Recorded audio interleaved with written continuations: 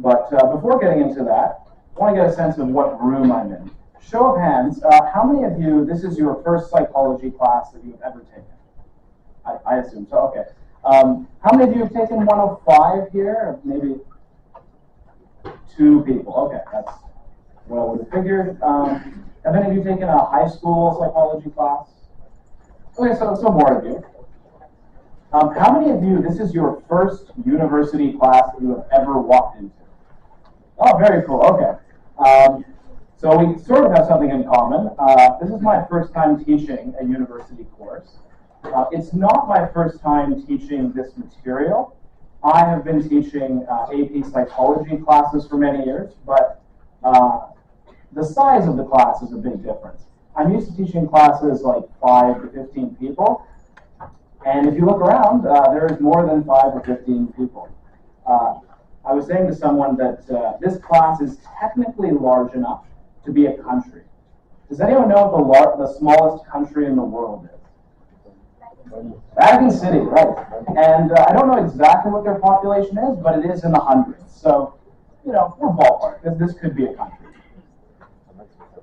So before I get into the material, I'll say a little bit about my background and how I got into psychology. So I took my first psychology class 9 years ago, and that fact makes me feel old. So I walked into the class, was sitting, I guess, where you guys would have been, although not in this campus, and I knew nothing about psychology. I knew who Freud was, and that was pretty much it. But I fell in love with it, found it super interesting, went on to do a bachelor's degree in psychology, and years later, here I am. I do also have a bit of a philosophy background, so I did my bachelor's in psychology, I then did my master's in philosophy, and then for various reasons I switched back to psychology. And I'm currently finishing my PhD here at the University of Alberta. So since most of you don't know very much about psychology, I'm going to start off by saying a little bit about what the subject matter of this course is. The subject matter of this course is you guys. It's human beings. Human beings are the subject matter of psychology. Psychology is the scientific study of the human mind and human behavior. And in my opinion, that's the most interesting thing that there is. I mean, I'm a little bit biased, but really, what's more interesting than people? As an example, I, in my first year of college, took a class in geology. How many of you have ever taken a geology class? Oh, not very many. Well, don't bother. Geology is the application of the scientific method to, basically to rocks. I mean, technically it's the study of the earth, but most of the class was about rocks, and that was pretty torturous. I distinctly remember the professor showing us a picture of mudstone in the PowerPoint, a picture of mudstone, and he stared at the mudstone for an uncomfortably long period of time, and then looked back at the class and said, "Isn't it beautiful?" Hey, at least he was having a good time. But in psychology, we are not going to apply the scientific method to rocks. We're going to apply it to human beings, which, as I say, I think that's the most interesting thing that you can study. I'll let people wander in. And actually, while people wander in, let's see if I can get this to work.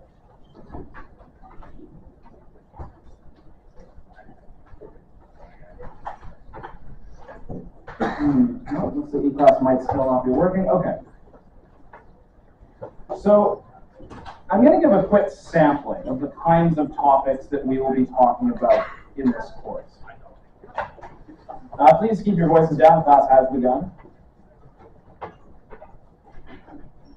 So we will be discussing topics such as these.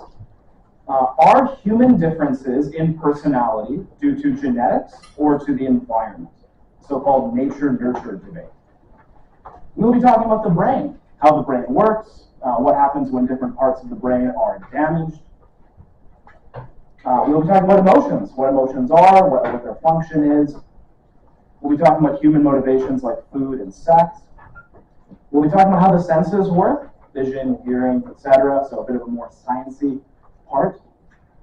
We're talking about memory, how memory works and how we can improve it. We're talking about dreams. I'm sure many of you are interested in dreams. And we'll be talking about the effects of different drugs, both legal and illegal. So that's a little random sampling of the kinds of topics we will be discussing. Now, as many of you probably have seen, there are 2 introductory psychology courses here at the U of A. That's how most universities do it. So 104 is called Basic Psychological Processes. 105 is called Individual and Social Behavior. 104 is more foundational, you could say. It's, as the name of the course indicates, it's more about the foundational aspects of human nature. So how the brain works, what genes are, things like that. 105 is more applied.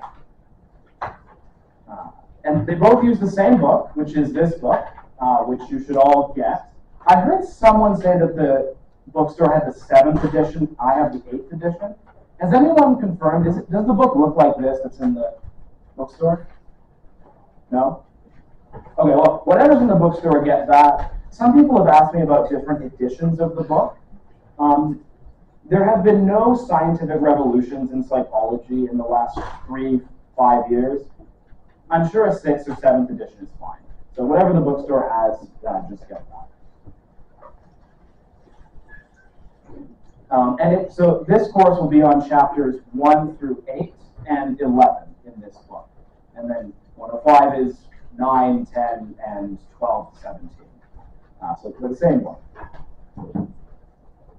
Okay, let's get into the nitty-gritty, or at least I'll try to.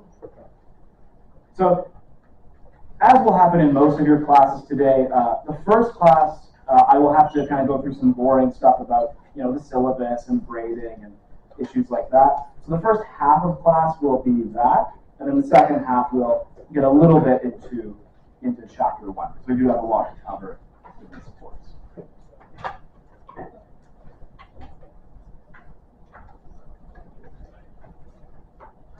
Okay. All right, since E-class is misbehaving, I'm just going to open up the syllabus instead. So you should all try to log into E-class today, just get familiar with it, look at what's there. It should be fairly self-explanatory, but email me if anything is unclear. Or actually, no, if something in E-class is unclear, post it in the course questions. I'm going to talk about that in a second. Okay, so this is the syllabus which is available on E-class. So as you all know, or should know, my name is David Simpson. If you didn't know that, this is like 104. You might be in the wrong room. So you can call me David, that's fine. Mr. Simpson is fine too. I really don't care. David's my name, that's fine with me. I am still a PhD student. I've finished all the requirements other than the dissertation, but I do not have a PhD, so it is not correct to call me Dr. Simpson or Professor Simpson. So David or Mr. Simpson is fine. Okay, so this is my office, which you'll need to know if you want to come to office hours. So after every class, about half an hour after, there will be office hours. So that's right here, 11:30 to 12:30. And that's an opportunity for you to ask any questions that you have or get help if you're struggling with something. And there are directions to my office on E-class because it is kind of a maze to get there. There is a teaching assistant in this class, but please do not email her with questions. When I was a TA, I would get emails from students, and it felt kind of useless because I would just ask the professor, and then he would tell me, and then I would email the student. So I'm just going to do away with that. If you have a question, contact me. Don't bother the TA. Her job is helping me with the tests. Okay, so coming back to the issue of questions, as you all can see, this is a very large class. People have asked me people who know I'm teaching have asked me how I feel about teaching a very large class, and I don't really mind being in front of a large crowd, but I was afraid of the emails because it could be a lot. So, but at the same time, I know what it's like to be a first-year student. It's a bit of an adjustment from high school, and so I know that you guys will have questions. So this is a little bargain we're gonna do. My end of the bargain is I'm going to do my best to respond to all emails within 24 hours. That's my end of it. I am being paid to teach you guys, so I am going to be doing that. But your end of the bargain is please have a look at these 5 issues related to questions. Number 1, please check the syllabus before asking a question. Many of the questions will be answered there, so use Control F, see if there's an answer there, and if you still don't know, then reach out to me. If the question pertains to everyone in the course, so if it's a content question like what is an independent variable, or what does the hippocampus do, or something like that, please post it on course questions.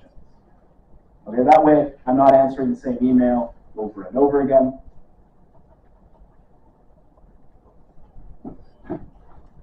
However, please do not use eClass messages. So in eClass, there's a little message function. Don't use that. I never check it. I mean, you can go ahead, but no one will ever see that message. So you're just wasting time doing that. So don't use eClass messages. And then if you have a question that pertains to you and you check the syllabus, then just use my email. And as I say, I will do my best to respond promptly. Last thing I'll say about questions is I strongly encourage in-class questions. I don't anticipate there being very many. Most first-year students are shy, and this is a big class. But you will have thoughts and questions about this material. I mean, it's about you guys. It's about human behavior, how humans think. And so if there are lots of in-class questions, that would make me very happy. If there are too many, which probably won't happen, but if there were too many questions and we have to finish a chapter on a certain day, I may stop it and say, all right, no more questions today. We have to finish.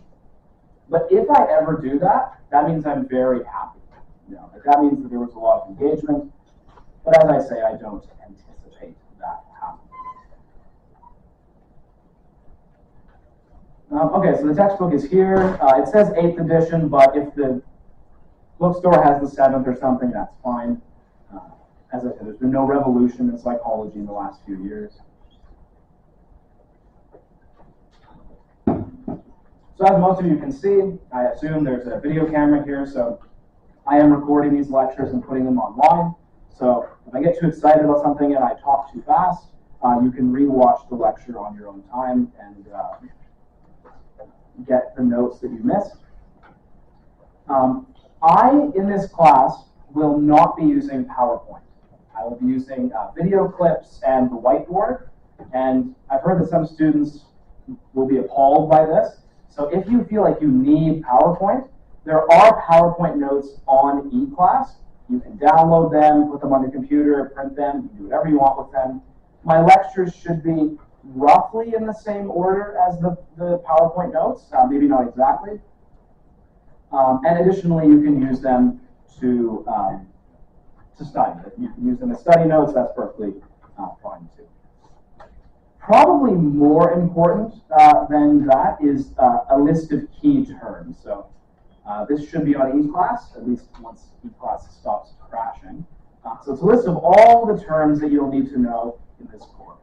And I'm sure it looks a little bit scary, but don't be scared. It's, as we go through it, these terms will become second nature to you. One of the things I'm going to say later is that you should be using this a lot, especially to test yourself on it. In psychology, especially intro psychology, the main hurdle to overcome is the number of terms. They're not super complicated. There's no advanced math in this class, or really any math at all. So the concepts are not especially complicated. There's just a lot of them. So if you memorize all these terms, I would say that's like 70–80% of your work. You're most of the way there once you know these terms. So that is also something that you should use. Something that is optional is these YouTube playlists. Hank Green's Crash Course Psychology. How many of you have used Crash Course before? Right, so it's extremely helpful. Highly recommend that. If you don't have a life, Paul Bloom's intro psychology lectures are a bit longer, but they're also helpful. Nothing in those videos is testable. I'm only going to test you on what's in the lecture and the textbook, but they're a great supplemental resource if you want to hear about psychology from another angle. So here's the schedule. This is what we'll be doing this semester. So it works out really nicely. Each chapter will have 2 lectures. Chapter 1 gets a bit of a short stick because it loses the first half of this lecture, but there's sort of less in chapter 1. That shouldn't be too much of a problem. And then after we finish the chapters in question, there will be the test week. Test week will always start with a test review day on Tuesday, and then the test will be on Thursday. So that's kind of the pattern that we'll have. So that means there's a test coming up somewhat soon, right? September 21st is the first test. It's only worth 15%, so it's not huge pressure. But that means you should already be starting to think about it. This class will be much easier if you're always kind of studying a little bit. Cramming, I do not recommend. So get the book as soon as possible. You can start to peruse chapter 1, or if you're a little lazier, maybe you can just look at the PowerPoint notes to get, start to familiarize yourself with the material. And then the only assignment that you'll be submitting is the APA assignment, which I'll say a bit about later. And that should essentially be easy marks. I'm going to give you guys a template to use. This is really to prepare you for your higher level psychology courses. How many of you are thinking about majoring in psychology? Not too many, so that's like a quarter, maybe less. So for those quarter of you, although other departments sometimes use APA style too, but it's really to get you familiar with how to use APA citation style. But as I say, I'm going to give you a template. So if you follow that template and can at least sort of write in the English language, you should be fine. Okay.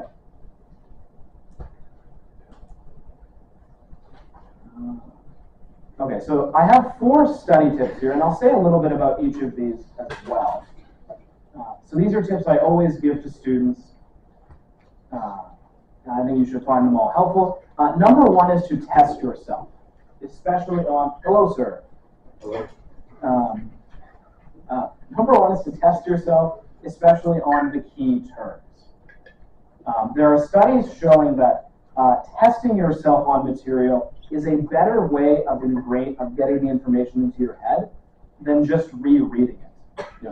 They've done experiments where they get a group, they randomly assign people to 2 groups. One group reads the material twice, one group reads it once and then gets tested on it. You bring both groups back in a week, and the second group does better when they are tested. So it actually gets the information into your head more strongly. It also shows you what you don't know. If you look over these terms after hearing the lecture or reading the book, it might be easy to lull yourself into a false sense of security, like dualism. Oh, I know what that is. But then when you test yourself, you hear yourself say it and not make sense, and you're, oh, yes, sir. Are we ever going to get like practice questions or like practice exams? I don't plan on having practice tests or practice questions. All I'll say about that is none of the multiple choice questions are designed to trick you. If you know all these terms, you'll do fine. None of them are going to be there to trick you. I mean, in a way, each of the tests is a kind of practice test. So the first one, the one in a few weeks, is just 15%, and it's roughly the same level of difficulty that all the subsequent tests will be. So that's kind of an easy way for you guys to get used to it. It's not high pressure. If you don't do that great on the first test, you can still get a good grade because it's only 15%. But good question. Okay, so that's number 1. Number 2 is make connections. So this content will be relevant to you guys. This content is about how human beings think and behave. If you can connect the information to yourself, to other things that you know, movies, whatever, anything you can make connections to, that will help you remember the material. Number 3, this one's a little bit counterintuitive, but I stand by it. There's good evidence on this. don't focus on memorizing the ideas, focus on understanding them. Just repeating it and trying really hard to remember it is not as effective as focusing on deeply processing the material. Right? Thinking about what it means, trying to make connections, that is a better way to get it into your memory. And lastly, expose yourself to the ideas multiple times and in multiple ways. The content in this class is about things that you already probably have opinions about, whether you know it or not. I mean, if you're a human being with any degree of social interaction, you have opinions about how human beings think and behave. But you're going to be exposed to those issues in a slightly different way. And so it's good to kind of have lots of exposure to it so you get more familiar with it. Okay, here's the range of grades that you can get. And on the subject of grades, I'm going to say this. There will be no changes to final grades based on student requests at the end of the semester. So when I was a TA, I would get emails like, oh, Mr. Simpson, you know, I'm like 0.1% away from an A-, and if I have a B+, my life will be ruined, and you know, and this kind of thing. So if you send an email like that, I'm not going to grant the request, because it's sort of unfair for me to give that to you just because you're really good at writing a sad email. And also, it's just not true that your life will be ruined by a B+. This is a true story, I once handed in a blank final in a class. I was worked quite a bit in my undergrad. And let's just say that didn't help my grade. I still got into graduate school. One tank class is not going to kill you. You take 40 classes as part of a bachelor's degree. If you don't believe me, go onto this link, Alberta GPA calculator, and just put in a bunch of random grades. You know, just whatever you think you'll roughly get. And change one from an A to a B or A- to a B+ or whatever tragic outcome you think it is, and look at how much difference it makes. It will make no difference, or almost no difference. So don't send me an email like that. I'm not going to change grades based on request. So just my advice is do your best in this class. Do the work, and let the chips fall where they may. So this is the breakdown of grades. Okay, so here's the format of the tests. I'm not going to go through all that in detail. I'll just say that the first 3 tests will each have a written component. We'll have 1 written question. Excuse me. But do not be afraid of that. I will essentially tell you what the written question is ahead of time. I view it more as like an in-class short paragraph essay little thing. I see no point in assigning essays as homework, because all I'm doing is asking you, do you know that ChatGPT exists? And so there's no point in that as far as I'm concerned. So this is your chance to kind of get ready to write something, but you write it in class, because then you can't use ChatGPT. And then the final will contain no commitment. The final is just, it's cumulative, at least a little less than half of it is. So that's more just kind of, do you have a good broad understanding of what I've taught in this course. Each test will be in class, so some of your courses will have finals during finals week, not this class. This class, the final is on the last day of class, and that's it. So there's nothing during finals week, so each test, therefore, is just class time, so an hour and 20 minutes. And please bring your student ID to each exam. Selen, the TA, and I will be checking that when you hand the test in, so please bring your student ID. Okay, yes? Oh, it will not have to be that detailed, and I'm basically going to tell you that. So if we look back at the schedule, so each test week there's test review day. On test review day, I will basically tell you what the written will be, and it's going to be pretty unambiguous whether you get it right or not. Like the way that I'm going to ask Selen to grade it, I'm not going to give away exactly how it works, but it's not going to be a close call. And it's not really going to be a question of detail either. it'll make more sense when I say what the written is. Okay, so the APA assignment. So I'm going to explain this in more detail on October 17th after the second test. All you'll have to do for this assignment is find an article on Google Scholar, an academic journal article, and I'll be explaining what that is in October, and summarize it in 1 to 2 paragraphs using APA citation style. So you'll have like the title page, 1 or 2 paragraphs summarizing it, and then the references with the one reference that is your article.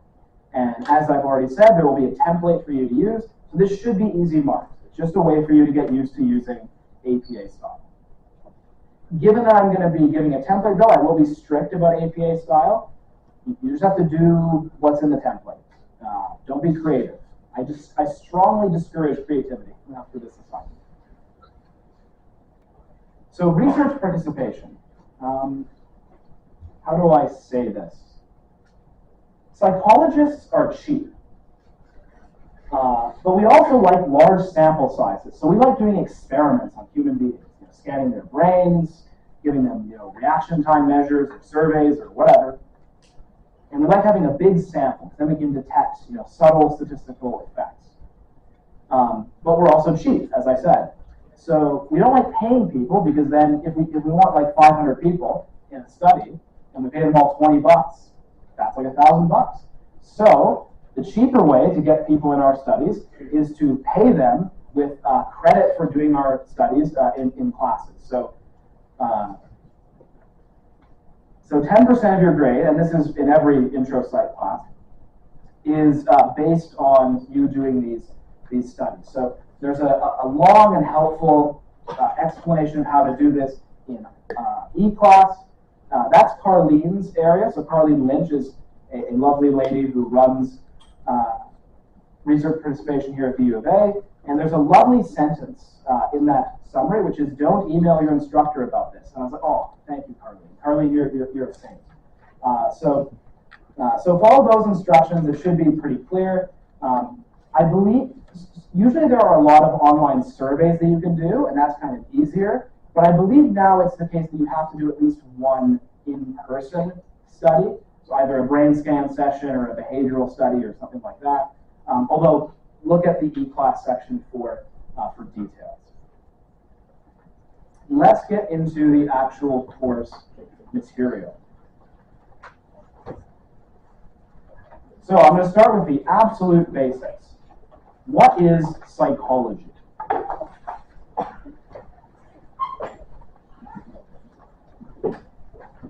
So the word psychology breaks down into 2 words, both of which come from Greek: psyche and logos.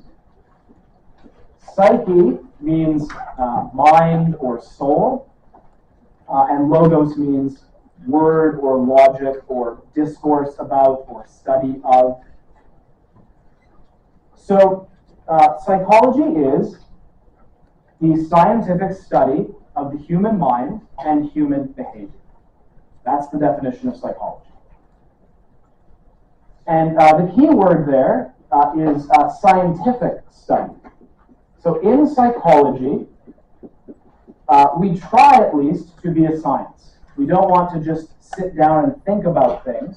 We want to go into the world and do measurements, observations, and things like that. This makes psychology different from philosophy. How many of you are taking a philosophy class this semester? Excellent. So as I said, I did my master's in philosophy, so I'm not trashing philosophy, but the crucial difference between psychology and philosophy is that word scientific. A related word that you should know is empirical. In psychology, we try to be an empirical discipline.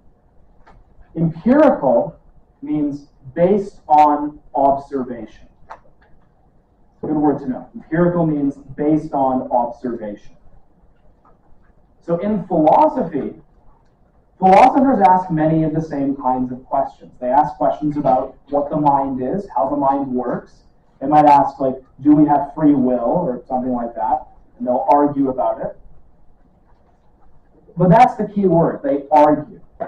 They just think about it, write about it, and argue about it. In psychology, we seek to be empirical. We want to base our conclusions on experiments, measurements, and things like that.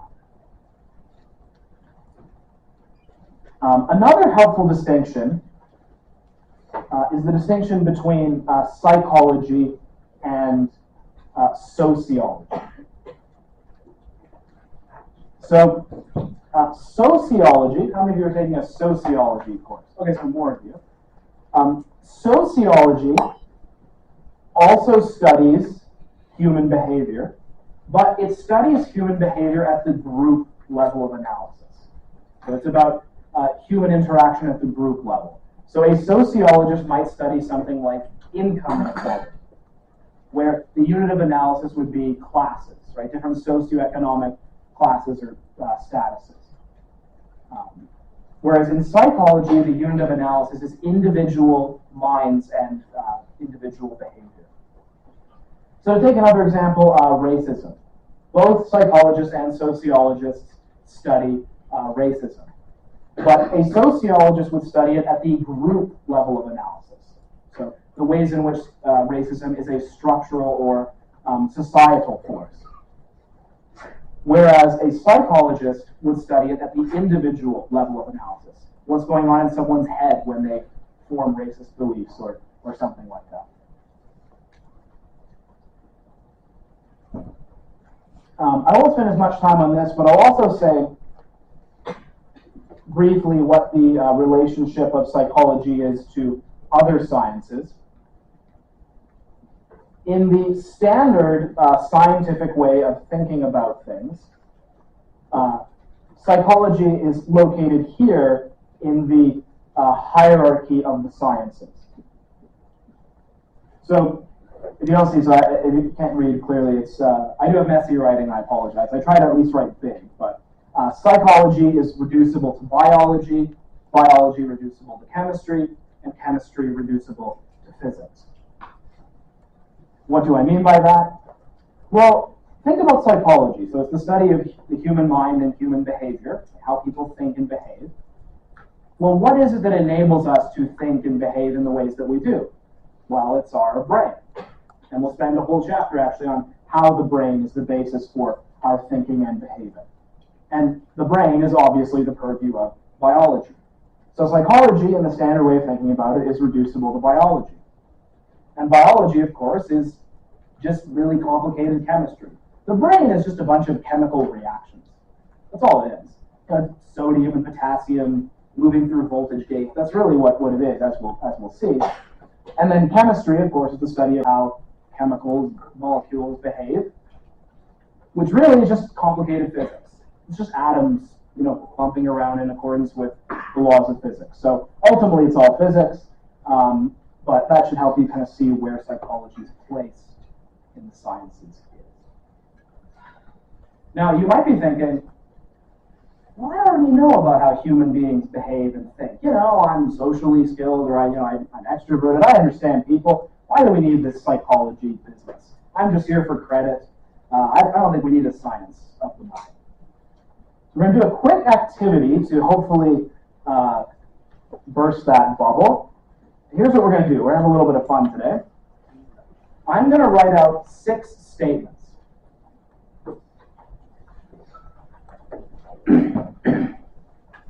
Six statements about psychology. Excuse me. And here's what I want you to do. I want you to, on your laptop or on a piece of paper, write down, 1, 2, 3, 4, 5, 6. And I want you to guess which of them are true and which of them are false. So some of these are true, some of them are false. At least true or false as far as we know. According to the best scientific understanding today, some of these are true and some of these are false.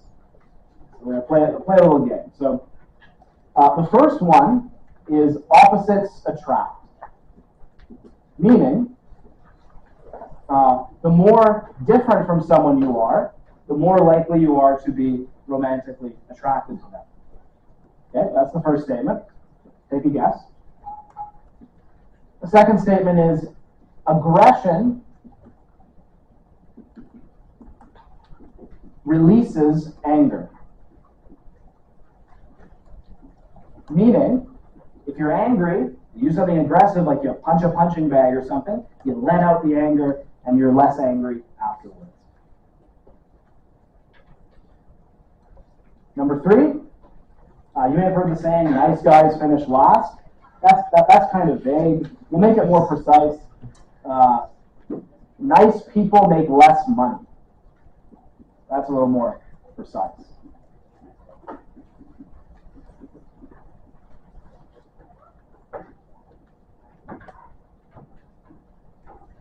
Number 4,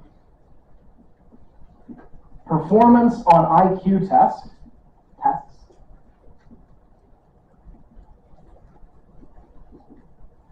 Oh, and by the way, none of these are going to be on the test. This is just an exercise to illustrate something. Performance on IQ tests goes down with age. So the older you are, the worse you do on the damn IQ tests. Okay, I'll quickly do the next one. The more you see something, the less you like it. You may have heard the phrase, familiarity breeds contempt.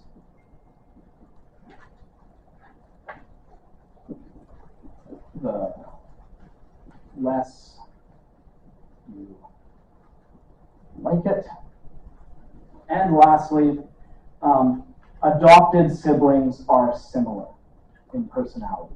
So by adopted sibling, I mean kids who do not share any of their genes. They're not related, but they're adopted into the same family. So adopted siblings are similar in personality. Sure. Yes? Lastly, can you clarify the age the siblings are? In adulthood. Oh, okay.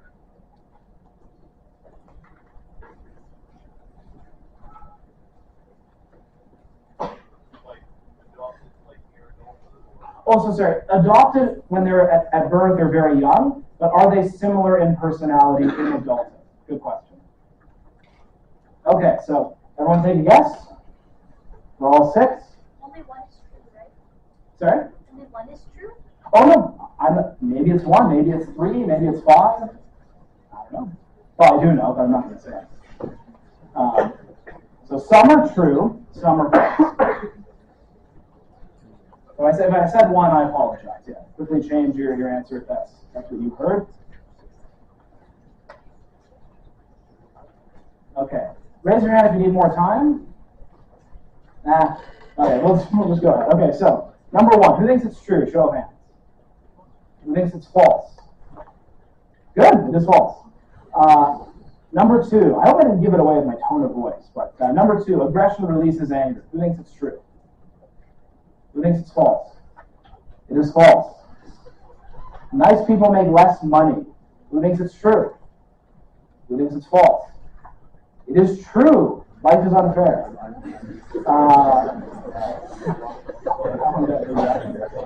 Performance on IQ tests goes down with age. Who thinks it's true? Who thinks it's false?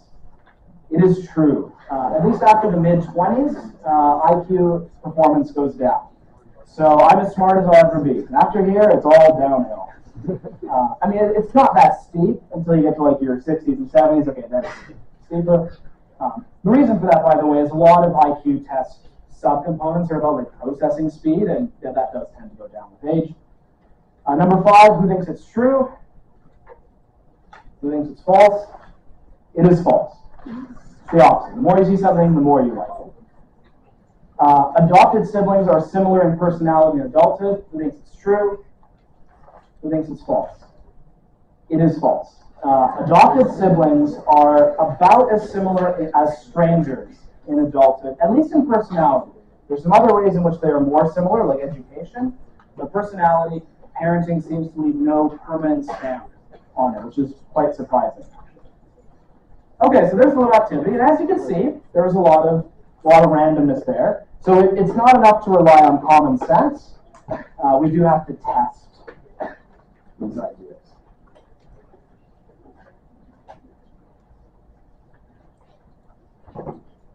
Okay.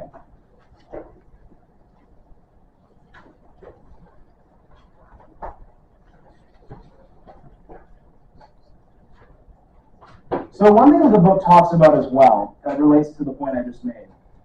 One reason that we can't just rely on common sense when talking about psychology is that human beings are kind of irrational. I'm sure many of you have noticed this from being alive, but it's worth emphasizing that human beings are, 98+% the same as chimps. It's really amazing that we've got as far as we have, but we are still animals. We're not all that bright in lots of ways. Here's a fun fact, by the way. Asian elephants and African elephants are more genetically different from each other than we are from chimps. So it's not enough just to trust our intuition. Our intuitions are fallible in all sorts of ways.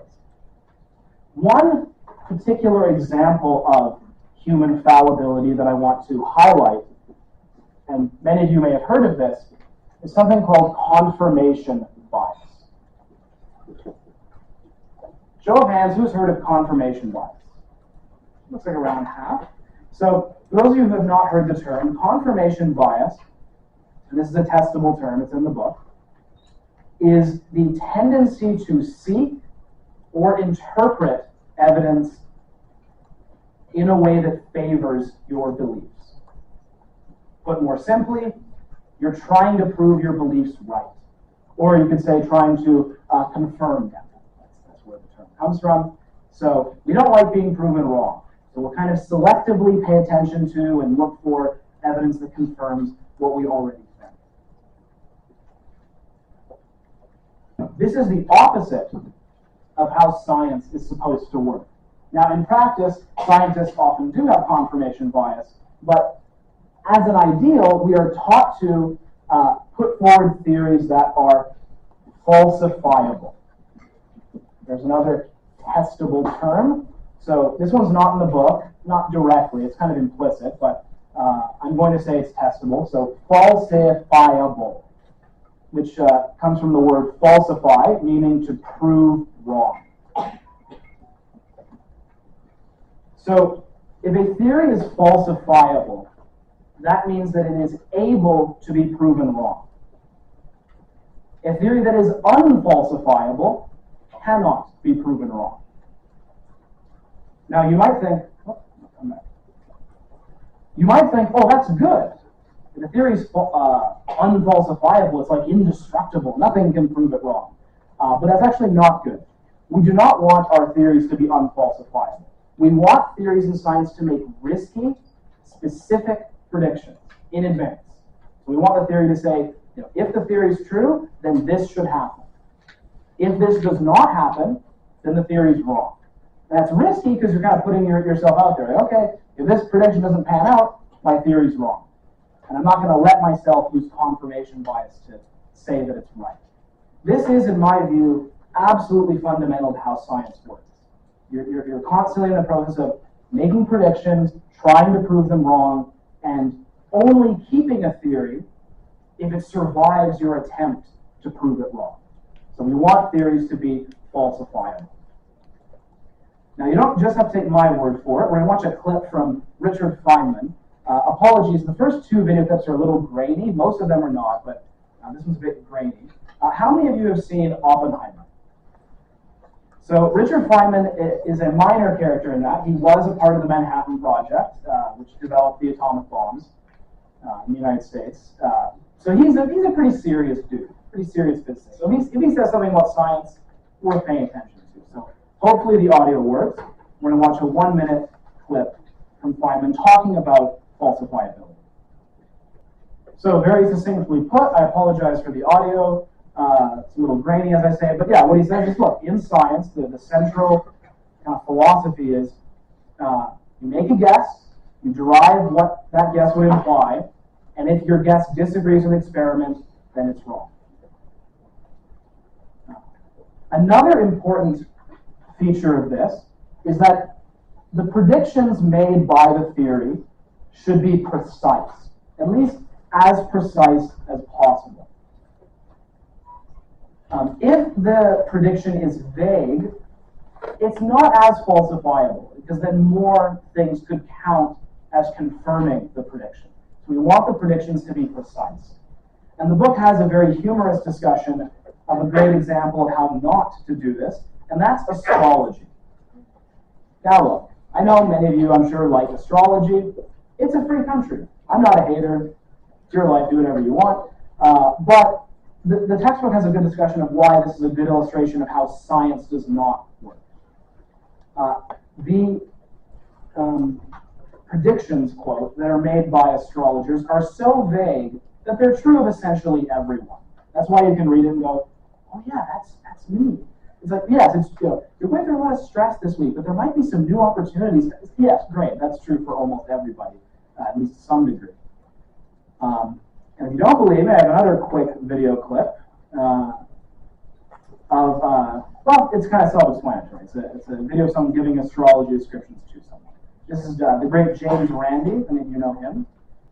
Okay, so as I say, it's pretty self-explanatory. So they all got the same horoscope, and yet it was still the case that they all gave it a 4 or a 5 out of 5 in terms of accuracy. So now look, that's fine. Like I said, it's a free country if you want to get value out of that. But in science, we don't want to make vague descriptions or vague predictions. We want them to be precise and falsifiable.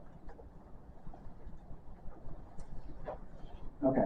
Any questions about anything I've said so far? Okay. So let's move on. So if you have the book, I'm on page 8 right now. So I'm just going to keep moving along. So in psychology, there are 4 basic goals. And these are testable. This is on page 8. And then this is true of actually most of the sciences as well, but I'm going to explain them in the context of psychology. The first is description. Or as the book says, to describe the phenomenon. So in description, you're just looking for the facts, right? What's true? So let's use depression as an example. Let's suppose you're a psychologist interested in depression. If you were engaged in description, you might ask questions like, how many people have depression? Do more men have depression or do more women have depression? What's the average age at which depression begins? Whatever, stuff like that. These would all be just kind of fact-finding. So description is essentially a fact-finding exercise. Part 2, or the other element, is explanation. So in explanation, we want to know why the facts are as they are. So step 1 is, what are the facts? Step 2 is, why are the facts? Kind of an odd sentence, but that's one way of thinking about it. So you might ask a question like, does childhood adversity increase or decrease your chances of getting depressed? Is there a genetic basis to depression, right? Like, are identical twins more likely to be, if one is depressed, is the other more likely to be depressed? Whatever.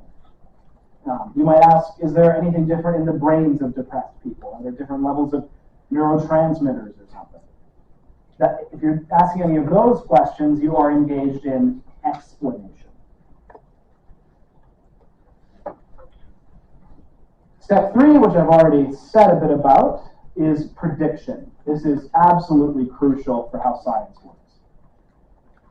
If you have a rigorous theory about how a phenomenon works, and your theory is not crap, it should be able to generate predictions. You should be able to predict something in advance. Oh, that reminds me.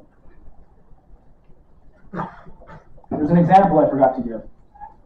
So a great example of this is Einstein. Now, I'm not a physicist, so I can't derive the equations, but one of the consequences of Einsteinian relativity theory is that, and this is not on the test, but it's a good illustration.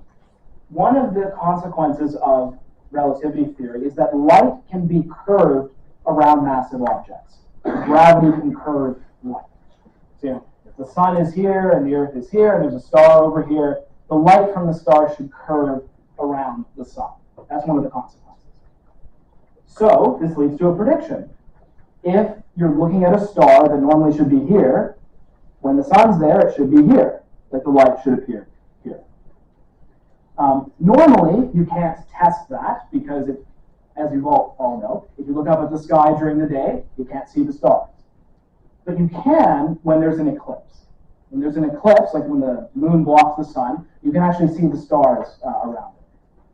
So, someone, I think it was Eddington, tested Einstein's theory and said, okay, let's look. So there's an eclipse. You look up, is the star here or not?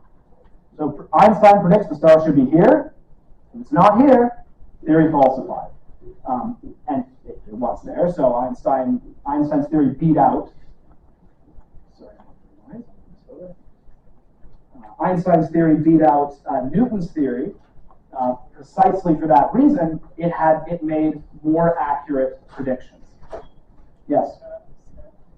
Sorry, but if you have a theory and you make multiple predictions, if you make like 5 predictions and 2 of them falsify your theory, where does the theory stand in? That's an excellent question, and it could lead me down a whole rabbit hole of philosophy of science. So not next semester, the semester after, I'm teaching a class on philosophy of science. Karl Popper, who came up with the idea of falsifiability, he would say you should throw the theory out. If there's anything that falsifies the theory, it's wrong. That's probably too strict. No theory makes 100% accurate predictions. Popper argued, though, that you should do that for sort of logical reasons that I won't get into. I think probably the standard view now would be whichever theory makes the fewest wrong predictions, we should accept. Because isn't the difference between a theory and a fact just like you can't prove a fact wrong, but you can prove a theory wrong, right? You can prove a theory wrong. What Popper would say is a theory should be able to be proven wrong, but it should not be proven wrong yet. Now, that's probably too strict because, as you say, some theories have a pretty good batting average. You know, they made 4 correct predictions and 1 wrong prediction. It's probably too strict to throw that theory out. And I'll just say, so to everyone else, don't worry about anything I just said. That's more advanced. For the purpose of the test, you should just know that falsifiability means the theory can be proven wrong. The question that this person has asked is, you know, that's more of a 3rd or 4th year question. So that's all I'll say about that. But it's a very good question. Okay, so that's prediction. Part 4 is influence and control.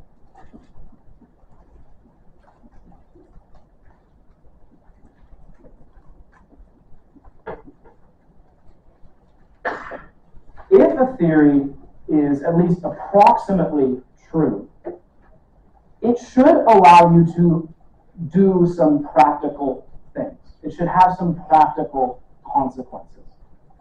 Why do we trust the physicists so much? Why does everyone in pretty much every science kind of agree that the physicists have the best science? Well, one of the reasons is, you know, their theories allow us to make machines like this that work, right? The practical benefits of a science are a good indication that the theory is at least approximately true, right? It gives us more confidence that the theory is onto something. So to return to the example of depression, if we understand how depression works, we should be able to treat it better, right? We should be able to reduce people's chances of getting depression. And if we can, that gives us more confidence that we actually understand how depression works.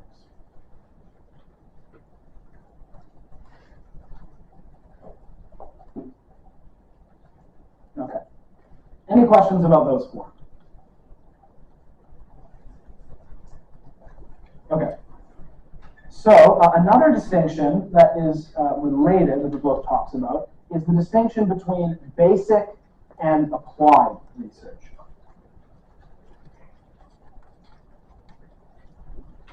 So basic research and applied research. I'm going to start with applied. So applied research is research that is done for a specific practical benefit. Right? You have some sort of application in mind when you do the research. So if you're trying to figure out which teaching method helps students memorize things more, as a psychologist, you'd be doing applied research. If you're trying to figure out which antidepressant works better again, applied. Anything with that kind of concrete, practical application. In basic research, you do not have any concrete, practical aim in mind. So some psychologists study visual perception. They study how the occipital lobe processes incoming visual information. Now, if you ask them, and by the way, do you guys hear the noise from the mic? I'm hearing a little bit of weirdness, but you guys, you can hear it, that's fine. So if you're studying visual perception and someone asks the scientist, why are you studying that? Their answer is going to be, oh, it's interesting, I want to find out. That's what a basic researcher does. They're not thinking about what the practical benefit's going to be. They just want to figure out what's true about the world. Roughly speaking, the first three of these would fall under the purview of basic research. But if you're aiming for this fourth one, for kind of some kind of practical consequence, then you're doing applied research. Now, you might be thinking, why the hell do we do basic research? Who cares? If there's no practical benefit, why don't we just do all applied research? And the reason is, you have to let basic research kind of do its thing, and down the road, there often are practical benefits. But you can't get in the way of scientists trying to solve problems, because that's not how it works. Again, I'm not going to ask you to take my word for it. We're going to see a video clip in which Neil deGrasse Tyson explains this. So he's going to defend the virtue of doing basic research. And actually, this video will probably take us to the end. So we're going to watch him explain why basic research is important. He doesn't use that term, but it's essentially what he's talking about. Okay, so stop there. I couldn't say it any better myself. So that's the end of today. I will see you all on Thursday.